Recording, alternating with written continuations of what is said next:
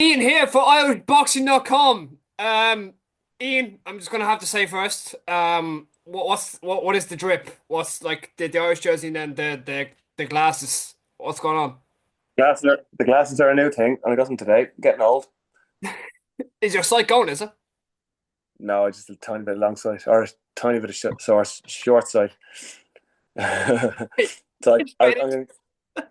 I'm gonna be able to see the action better in the ring now. No, it is what it is. If you have to see with glasses, you have to see with glasses. Right. Anyways, you have Graham McCormack, you've Dave Ryan, and then out of nowhere, like Chris Eubank Sr. out of nowhere, an announcement from Dominic Dunnigan and obviously Aaron O'Donoghue. What a time to be alive for you. Like, talk to me.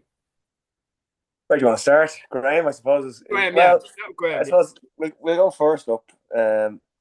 Aaron's up. He's fighting on the 10th of May next weekend. Yeah, Yeah, next next next Saturday. Yeah, Saturday. fight week next week, yeah. Over on a VIP boxing show.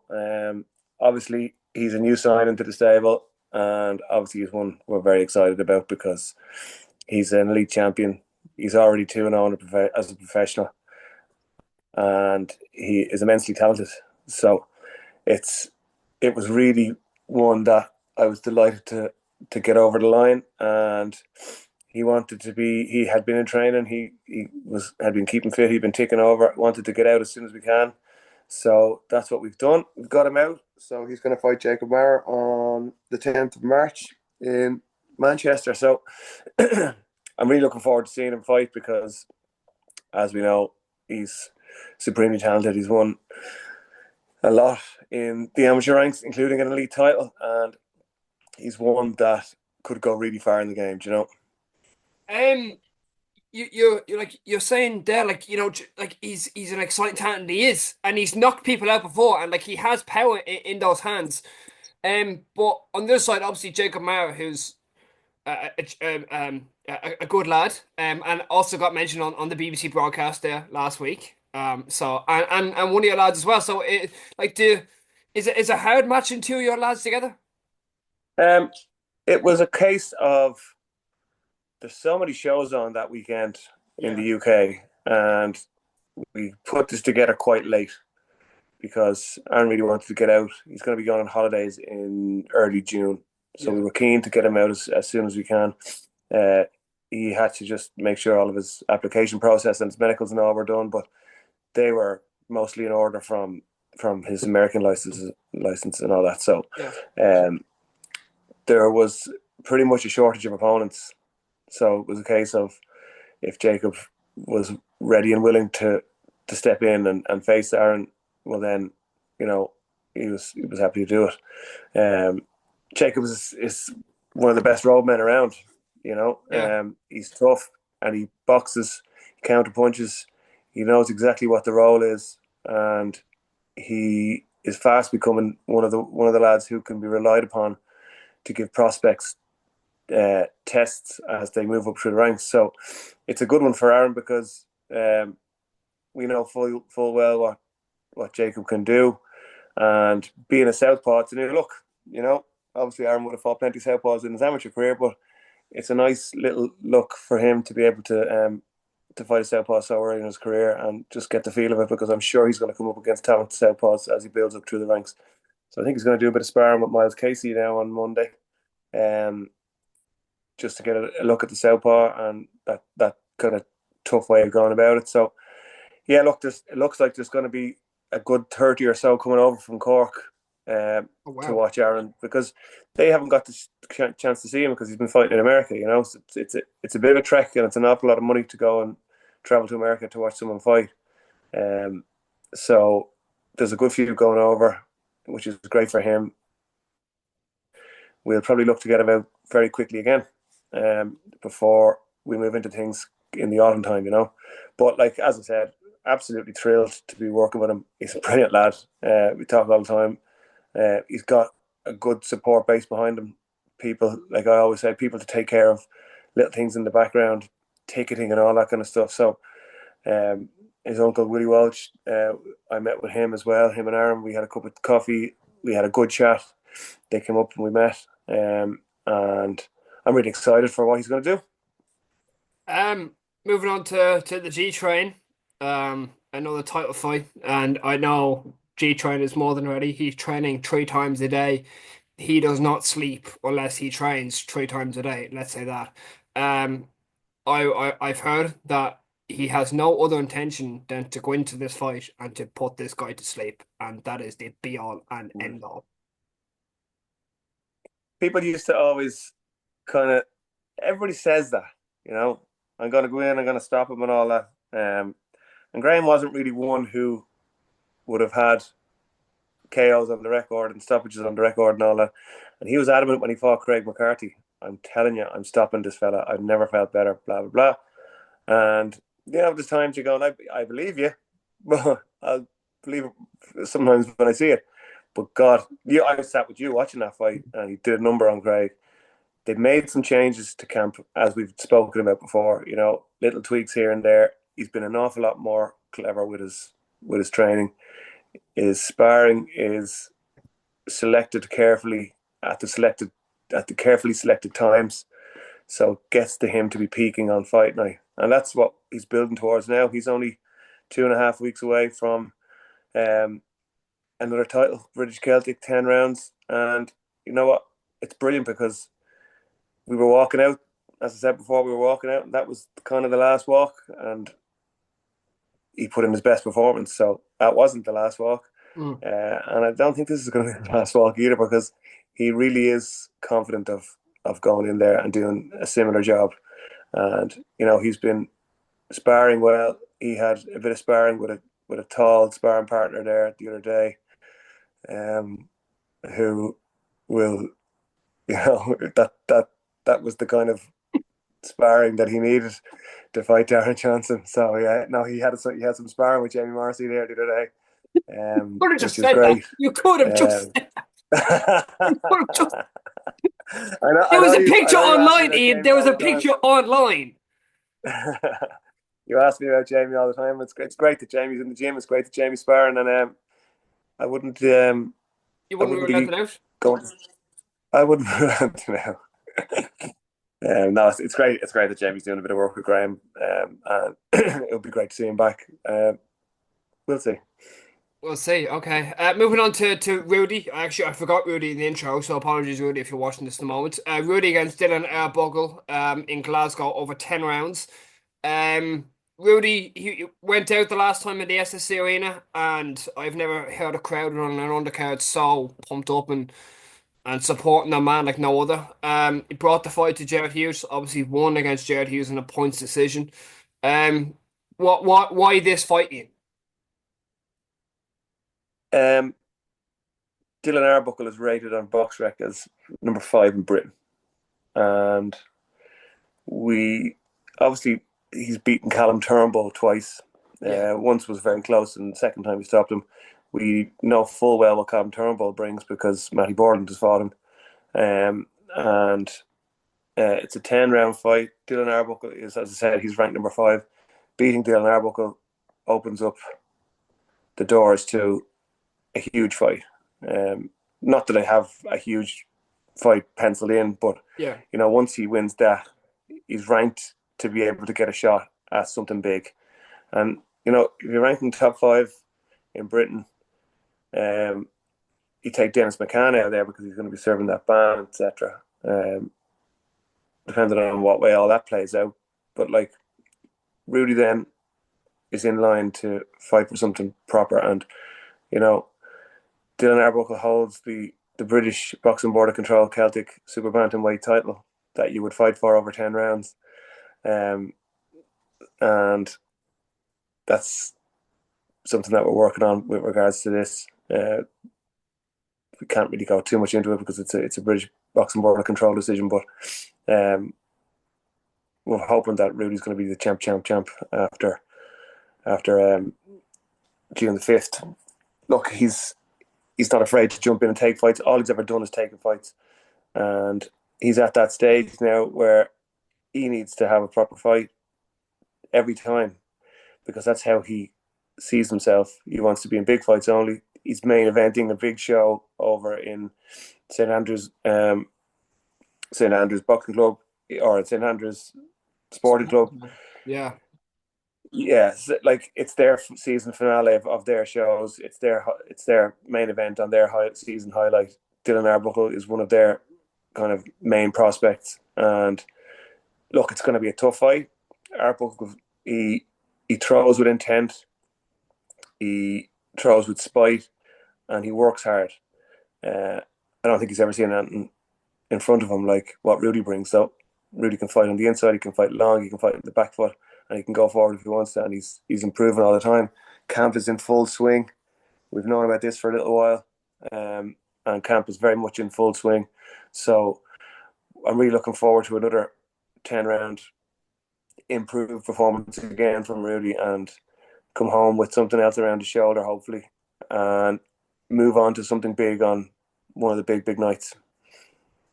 Because he deserves it. He's a great fella, you know. Yeah. He's a great team. His trainer, Terry Smith, brilliant fella. Yeah. We're a very, very close-knit team, and we think that Rudy has an avenue to go very far in the sport if we get it right. He just needs to take care of business on June the 5th. Dave Ryan, the last time we seen him was May 10th last year in an absolute war. That was a Yeah. nomination for Fight of the Year for IrishBoxing.com's Fight of the Year, obviously for the awards. Dave Ryan has not fought since. I know probably there's one or two fights that we probably don't even. You probably were asked for Dave Ryan to fight in that didn't go public. No one boxing that a boxer was asked that a few times a year after fight didn't go through. It's the right time obviously to come back with Dave, but was there any other He's fights been first up? he's been itching to fight, and he would have fought Senan. Only circumstances conspired against him. You know, things got shifted around when shows got cancelled, and everything got switched around. And Senan obviously ended up fighting Deco. That fight was supposed to happen and at 147, I think, in February, and then it was due to be David and Senan on April the 12th on the Night of Champions for the light welter. But when things happened, obviously, when poor old John died and shows got cancelled and everything got shifted around, and the Deco and Senan fight got shifted back into the time when it would have been Dave and Senan. And look, that's fine. So this opportunity came up to fight for the British Boxing Board of Control Celtic title as well. 10 rounds. Dave's always wanted to step up to 10. And it's a good opportunity again to win a belt. You know, I think it's the right match. Kyle Boyd is very good, brings a fight, and that's exactly what Dave wants. You know, Kyle's been there and done it in these kind of clashes, so it's not like Dave's going to have his domestic experience against Kyle, or Kyle's going to have the domestic experience against Dave. I think it has the potential to be an absolutely brilliant fight because the two of them only know one way. You know, Dave will just march forward, throw, and he'll throw from different angles and different looks. And I think Kyle Boyd is something similar. You know, he's a kind of relentless puncher, comes forward, all action, and the way the two fellas fight, the styles could mesh to be just an incredible fight. And obviously, we're very confident of coming out on the right side of it. And you know, it's brilliant because we could have, over the space of about a month, 3 British Celtic champions in the stable, on top of Rudy's Irish Championship. And you know, there's more to come. There's a couple of fights that are very, very, very close to being announced. Any exclusive? I think there's one of them is one that people would like to see, having fought very recently. I think you may as well just say it if you want to say it. I'm not pressuring, but I think we're hoping that Miles Casey and Paul Loonan will be put together as a rematch for something. All that's in the works, and I think that there's going to be an announcement very soon with regards to that. And there's another one that's very much in the works for a Celtic title, but I can't reveal that exclusively because I'll probably be by the promoters. But yeah, there's a nice juicy one that I think everybody's going to look forward to and go, oh wow, that's a good fight. Yeah. but it could be announced within days. I won't say too much, but I'll let the promoters have that because it's not really my place to go and. We'll let the public as well guess. We'll let the public guess down below in that comment section what you know. But like it's I think it's great that GBM and all are coming now, and the rumors are circulating that it's Pierce Stadium. You know, Mm, Paul Lunham against Miles Casey in Pierce Stadium. Pierce Stadium is a good stadium. It's big, but it's good. Has a good atmosphere as well in my home county as well. I was just going to say, not the best county in Ireland, but you Ian, know. don't go there. You live in Dublin. You live in Dublin, okay? Can't say it, okay? I'm not going to expose the area, but yeah, end that conversation there. But on a serious matter, it's a stadium fight.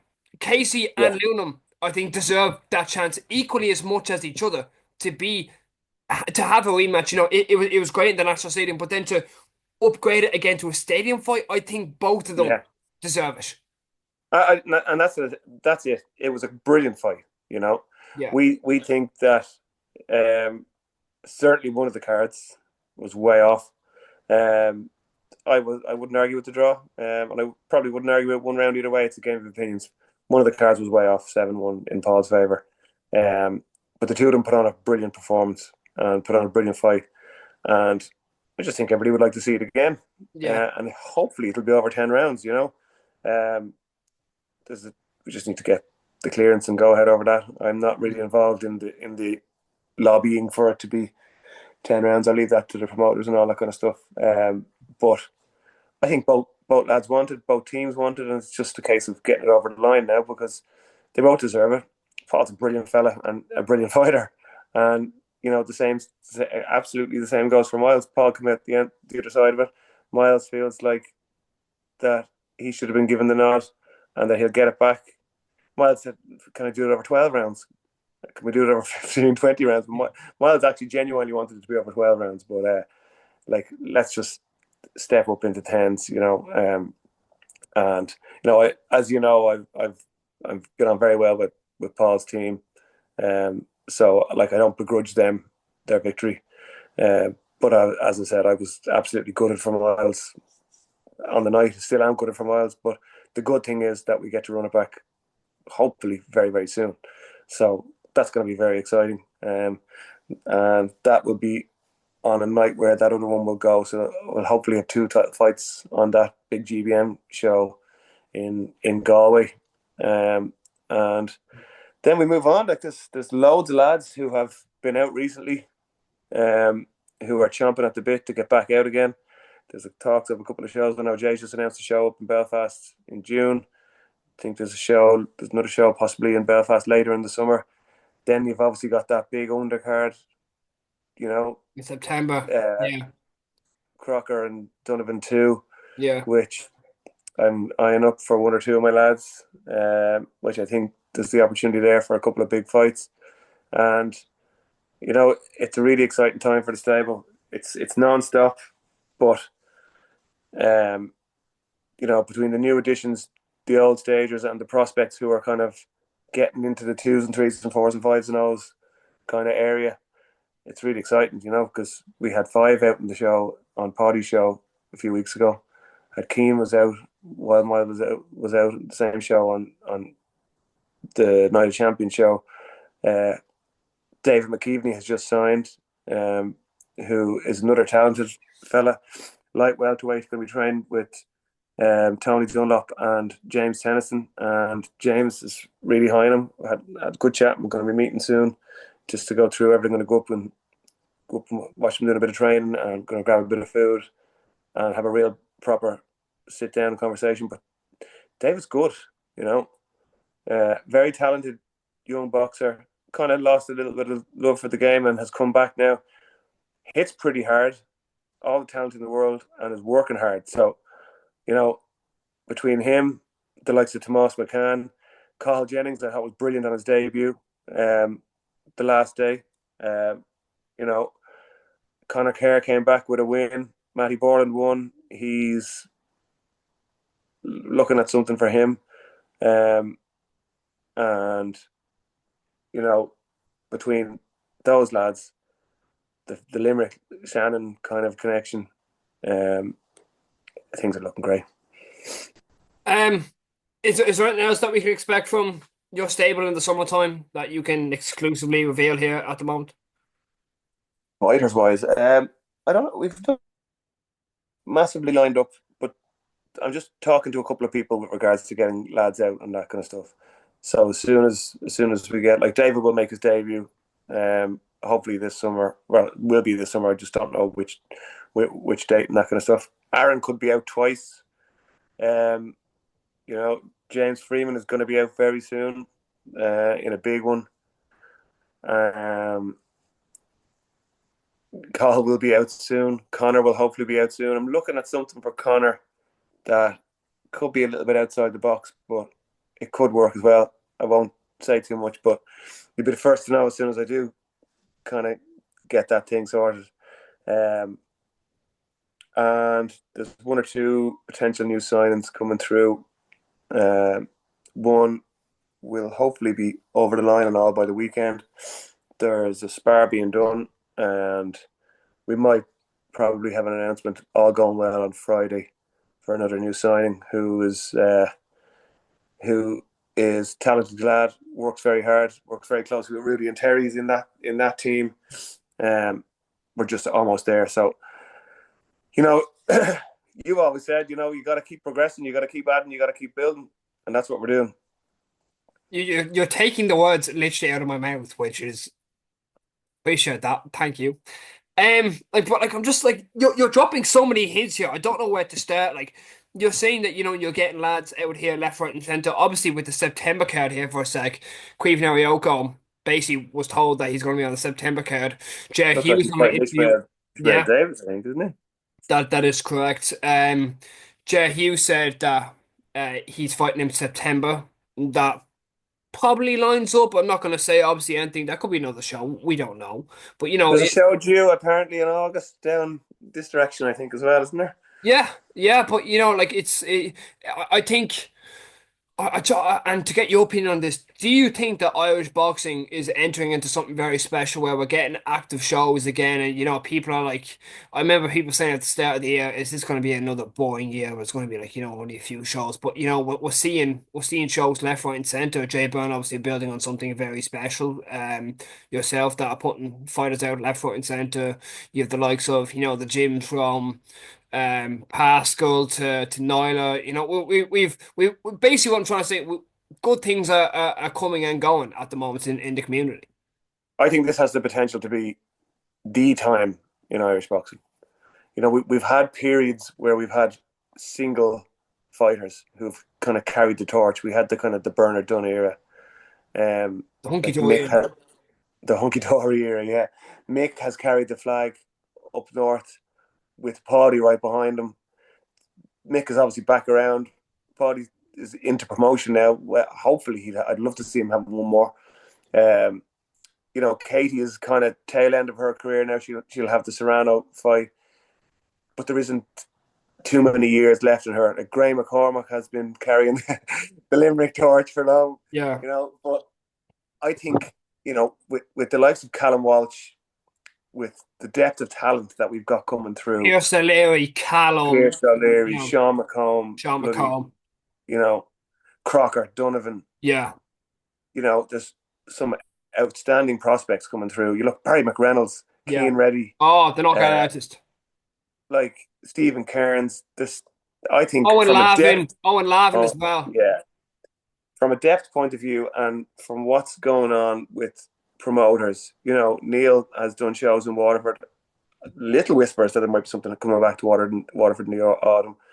Jay is doing a brilliant job, Dublin and Belfast. Paddy's now dipping his toes in. Jamie's still there. GBM are coming over.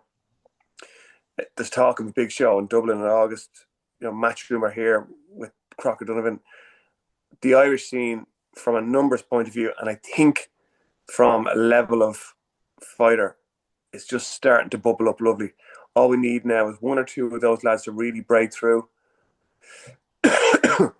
And it's going to be a golden era. You look at Rudy. Rudy wins on June the 5th, and there's a potential full Commonwealth, British type of level fight coming to him. Like Dylan Arbuckle's rated 5 in box rate. He wins that, he gets a shot at any of them. You know, Matty does God knows how many tickets. That opens doors for him. I've heard he's one of the best ticket sellers in your stable. Yeah, he would be. Yeah, you know, he brings hundreds and hundreds. Like, this is the kind of thing that you need to do. You look what Rudy did on the Crocker Donovan undercard, 320 odd tickets.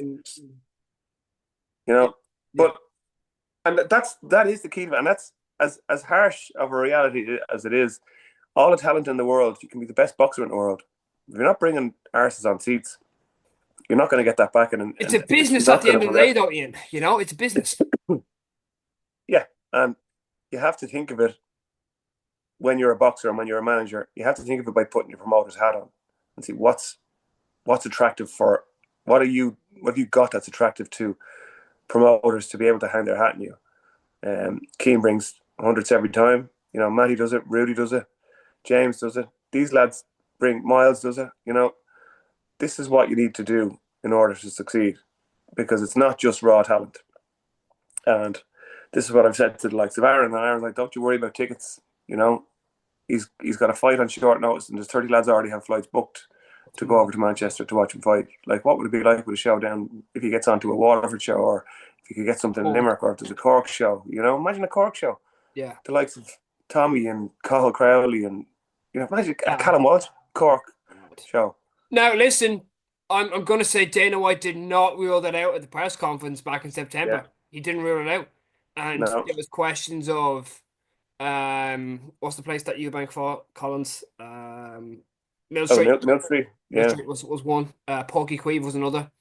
Thomond Park was another. I don't know. Like, I'm toying with the idea of Thomond Park being one, but I can't see Thomond Park. Like, Andy Lee was obviously supposed to fight in Thomond Park. Then, unfortunate circumstances. I'm not gonna say that's not because, you know, which is unfortunate. But I would love, I'd love to see boxing back in Munster and in the West more frequently, because obviously, you know, the West is getting a show, but I'd like to see a show in Munster and maybe all 4 constituencies covered, if you get me, because there's obviously the East and the North has been covered, but it's kind of nothing in the South, barely in the South, and then barely in the West. So it's kind of, active, kind of not active, if you get me, but I'd like to see all 4 join together, and then, like, the whole thing being active, you know?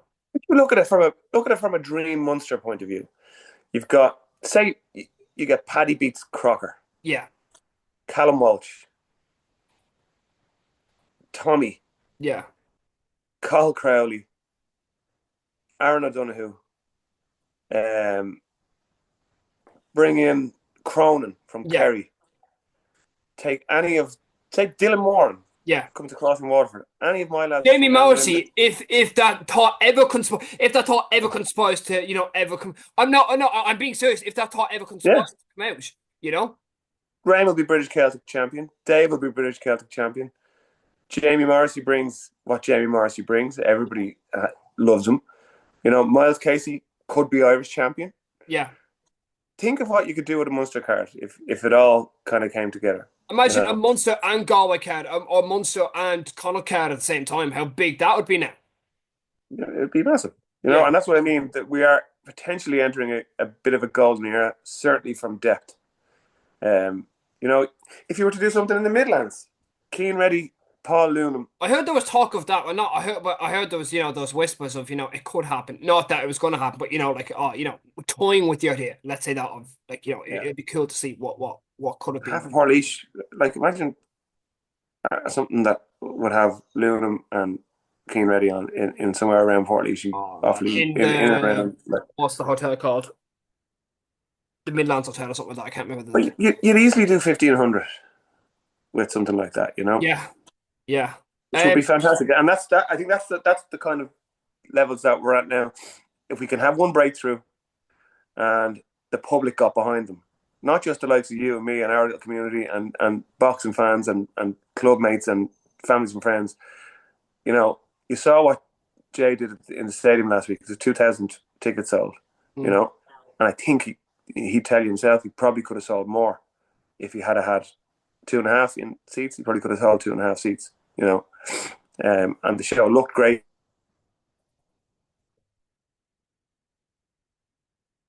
Back behind professional boxing again, Yeah. but it's going to be great. And you know what? It's an honor and a privilege, and it's a great buzz to be kind of in the middle of it, Mm. to be having so many lads and to be able to build through it at different levels at a time with the debut lads and the more established lads and the like the ones who are kind of 3-0 and all that. You're in that position now where you've got title fights, and then you got the conveyor belt of more title fights, and you've got some of them who are really exciting that could take you to the really big shows, and winning on the really big shows. So One last question: is there like when you talk about this, and there's obviously a sense of excitement in your voice, is there a bit of pride and passion throughout you, like the daily, where you're like, okay, I'm actually a part of this. Like this is kind of mad what's happening at the moment. Like, and there's a golden era, and you're looking at whispers of a Dublin show and Pierce O'Leary, Callum Walsh pops up back in September with the UFC and Dana White sitting ringside. Then you have Eddie, Edward Hearn, checking in on us every once in a while. Mr. Frank Warren, in Belfast recently, then coming back down to Dublin. Like, it really seems that like people want to gasp onto the market again, and people are latching onto to the Irish market again, which is unreal to see. yeah, one of the best things we could have done, or the Irish public and the Belfast public in particular could have done, was to sell out that SSE when it was Crocker Donovan. Like they were originally at one thing and they ended up opening up the whole thing, and it was a full sellout and the atmosphere was incredible. You know, those are the kind of things that bring people back. And like you say, do you pinch yourself? And you kind of do. Like, grew up watching these people and grew up kind of, wouldn't it be great to be part of that and all that kind of stuff. And now when you sit there, I think it was in Belfast on that Crocker Donovan. I was sitting at ringside there with Jamie Conlon and Mark Dunlop and Eddie Hearn. That with me as And you were well. across it. You took a sneaky pick. I was like, what the fuck are you doing? Yeah. So it really is. I brought my daughter up to Paddy show, my 13-year-old. She came up to Paddy show, and like it was like, how do you know everybody? And it's like, Yeah, well, that's what that for the people that watching. That's what I was laughing at.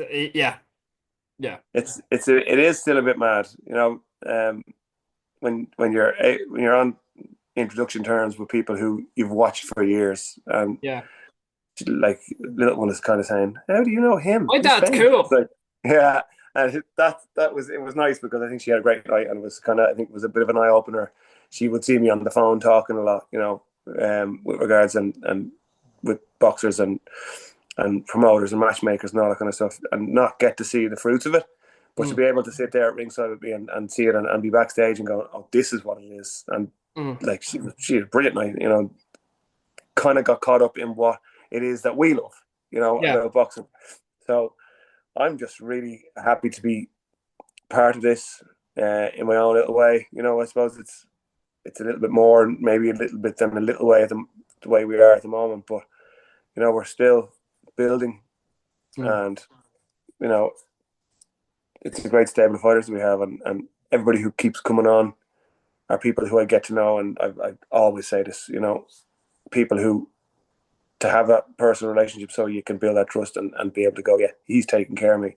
Yeah. And and when you have the wins, when you have the losses, to know that everybody's rowing in the right direction. And I think that as a community, the Irish boxing community is a bit like that. I think people always say, oh, snakes and boxing and all that kind of stuff, but the ones who have Irish boxing at their heart and at their core, everybody is in it together, and we all want the best for this game. And I think that's what we're getting at the moment. Um, Ian, thanks so much for joining us. Really, really appreciate it. Congrats. Sorry, good luck on the next few weeks and months ahead for your stable, especially. 4 hours. Well, I'm not actually fucking Albert Einstein. They call me Pierce O'Leary's back on. You call me the voice. I'm going to call you Albert Einstein now. So listen, it's spot ways now, okay? Spot ways, Sean. But on a serious note, Ian, it's always great to talk to you. Really appreciate it. Thank you so much. No worries. Thanks, mate.